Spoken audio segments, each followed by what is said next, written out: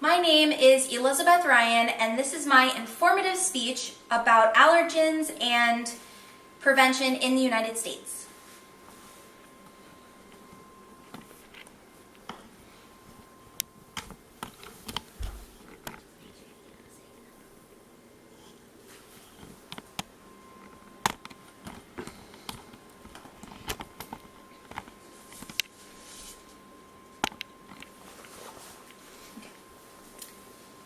So allergens are all around us. When you have allergies or an allergic reaction, what happens is your immune system is triggered by a substance, food, or chemical. When you're exposed to these triggers, your immune system releases histamine to fight off the harmful or dangerous substance.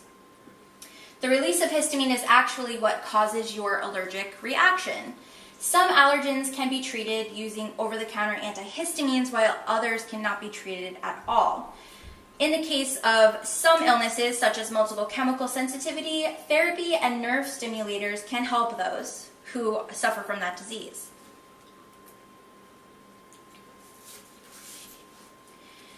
Food allergens are extremely important when it comes to prevention and awareness. There are more than 170 food allergens recorded in the United States.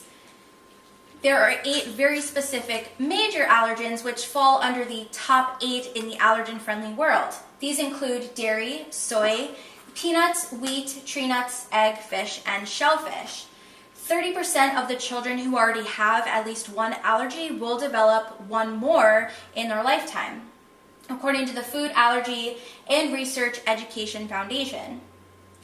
Even when your child does not have a food allergy, they can still develop one or multiple food allergies throughout their lifetime.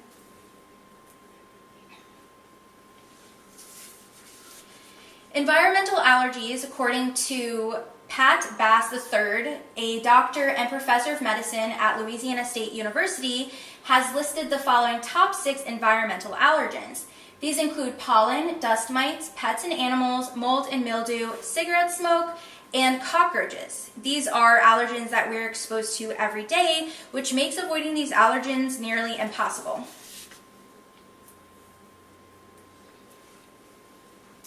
Multiple chemical sensitivity is another major component when it comes to allergens. Multiple chemical sensitivity, or MCS, is a condition where your body mistakes chemicals, scents, and artificial fragrances as being extremely dangerous. Many patients who have this disease cannot work because there are so many triggers, and therefore they're placed on disability.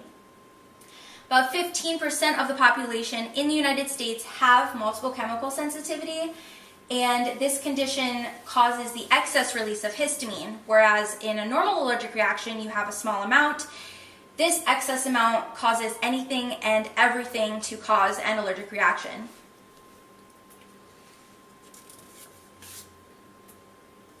Symptoms can vary by person, illness, and the allergy can also be associated with genetics, environment, and exposure. This means that depending on your genes, you could either have a serious allergic reaction or a very minor one. For multiple chemical sensitivity and those who suffer with the disease, some of the complaints are depression, irritability, poor memory, anaphylaxis, extreme fatigue, sneezing, wheezing, paralysis, aid-like symptoms, psychotic experiences, and basically any other symptom that you could find in a medical textbook. This disease cannot be cured. It can only be treated by the use of extreme measures such as shock therapy and stimulators for your nerves. In environmental allergies, some of the symptoms are sneezing, cough, cold symptoms, itchy nose, watery eyes, nasal congestion, and exhaustion. These are much easier to treat because they can usually be treated with over-the-counter medication and plenty of rest. Food allergies have some of the same symptoms as multiple chemical sensitivity, such as anaphylaxis, wheezing, and shortness of breath.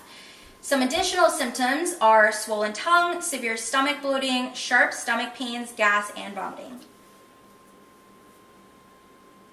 So who has these allergies? About 15 million Americans in the United States alone have food allergies, according to the Asthma and Allergy Association of America. This includes 5.9 million children, which statistically speaking is about 2 children per classroom under the age of 18. These food allergies are the 6th leading cause of chronic illness. About 15 million Americans have environmental allergies, and 15% of the population has multiple chemical sensitivity. Prevention is very important when it comes to allergens. So some of the ways that we can prevent having allergic reactions or getting allergies in the first place are by eating the allergens while you're pregnant and when breastfeeding, exposing your children to allergens at a young age, testing their allergies if they are hereditary throughout their life, avoiding triggers, and finding doctors that really specialize in your specific case. If you have multiple chemical sensitivity, natural and holistic doctors are very beneficial. Or if you have environmental allergies, specialists in the ear, nose, and throat department can help wonders. This concludes my informative presentation regarding allergens in the United States and prevention for a happier and healthier future.